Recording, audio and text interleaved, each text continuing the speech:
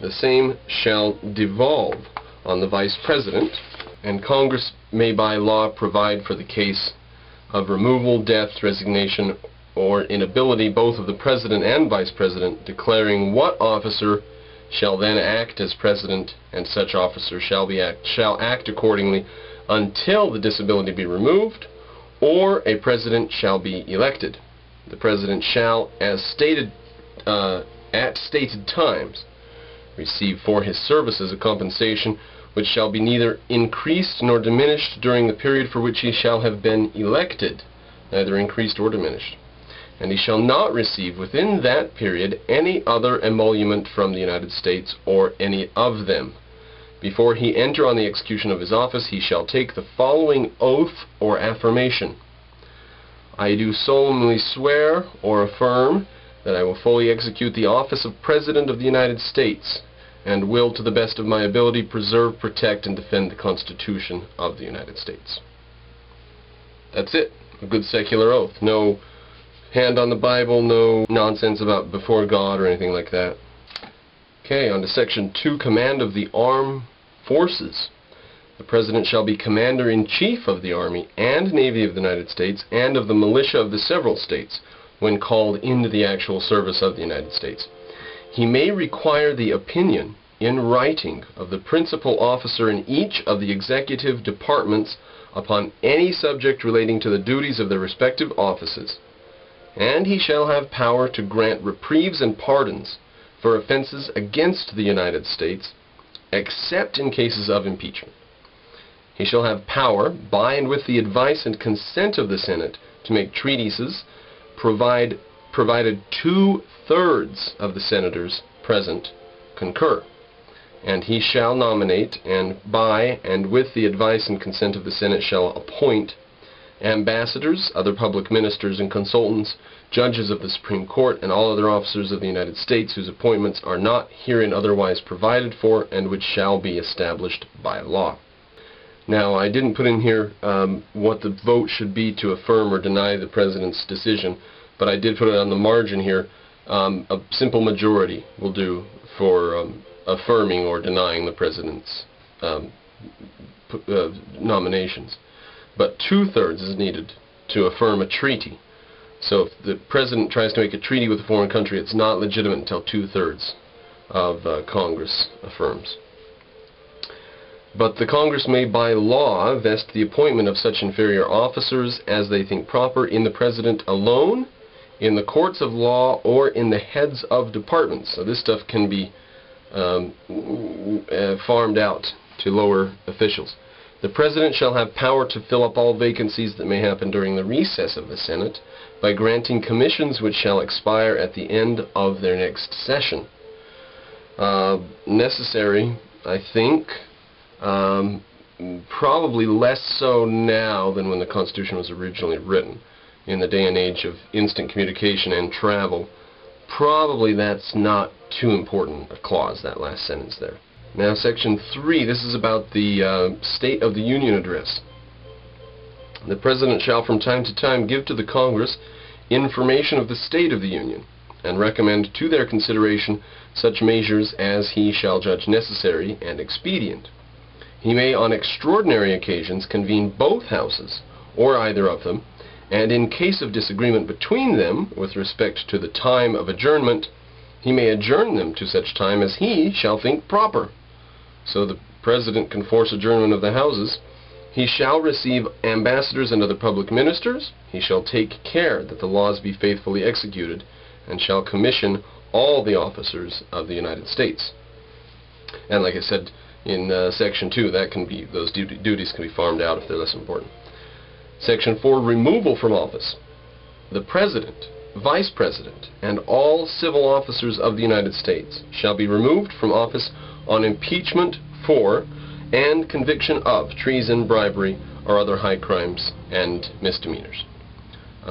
So rather than being immune to prosecution in certain things when you're in office, these things will cause your removal from office. I think it's more reasonable. Article 3, Section 1, Judicial Branch, the Supreme Court and the inferior courts. The judicial power of the United States shall be vested in one Supreme Court, and in such inferior courts as the Congress may from time to time ordain and establish.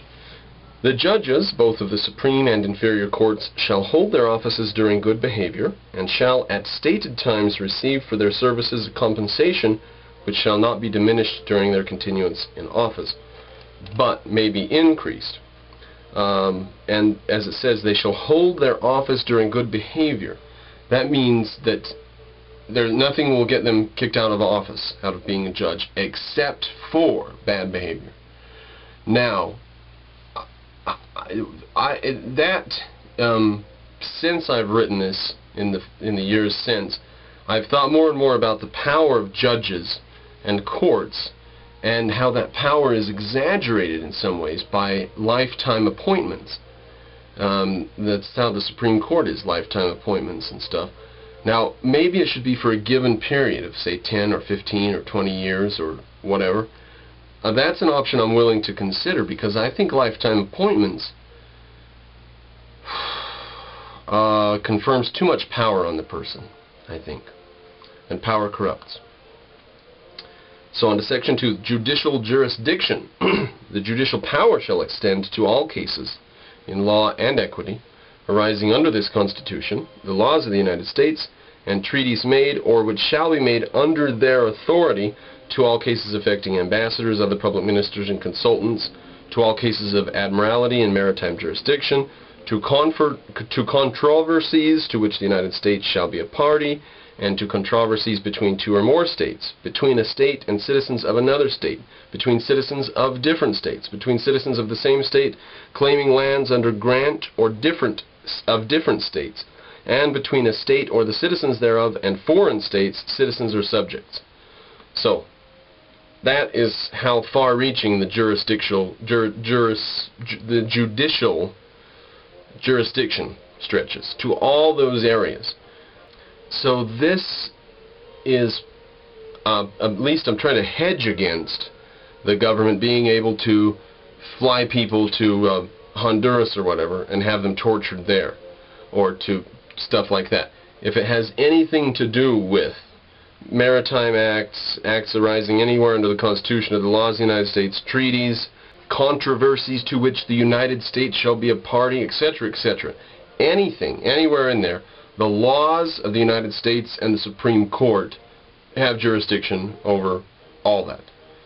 Pretty far-reaching and pretty robust section there. But it goes a little further.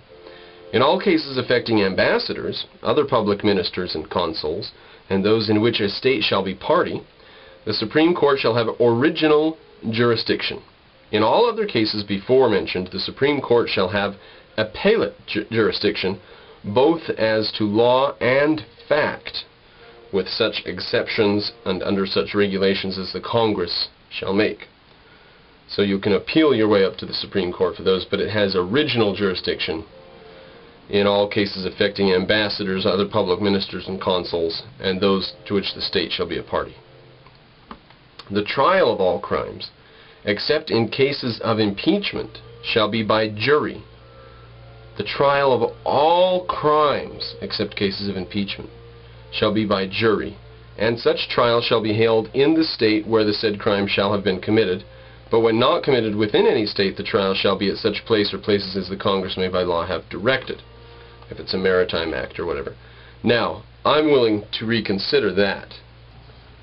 I have to say I was a bit excited about juries, and about why should judges have the say, why shouldn't there be a jury in all cases, and so on. And I decided, ultimately, because of a book I read by a guy named Abrams, A-B-R-H-A-M-S-H-M something, Abrams, called The Judicial Branch, and I read it for college, and it told about the problems with juries, and how difficult it is to get juries, and how some cases where legally or they're bound to have a jury try the case, they actually sent officers out of the court out onto the street in the public square there in the town and apprehended people off the street for jury duty because they needed jurors so bad. So, and it's such a nuisance to the citizens. So that's something